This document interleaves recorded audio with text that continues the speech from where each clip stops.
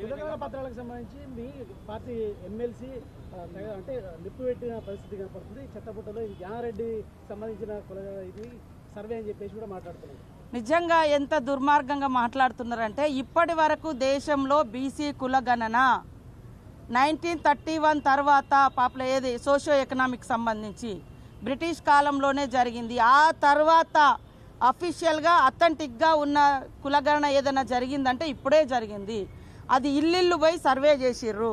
మరి గవర్నమెంట్ అధికారులను పంపించి సర్వేలు చేయించడం ఏడ తగ్గింది. ఇక మా పార్టీ కాదా ఆయన డిసైడ్ చేసుకోవాలి. ఇప్పుడు నా బాధ, ఎందుకంటే నేను కూడా మల్లన్న కోసం చాలా కష్టపడ్డాం, పనిచేసినాం. పార్టీలో మాట్లాడాలనుకున్నప్పుడు పార్టీ లైన్లో ఉండాలి. లేదా మీకు డౌట్స్ ఉంటే ఇది ఎట్లా చేసినామని ఆయనను కూడా 2-3 మీటింగ్లో పిలిచినాం.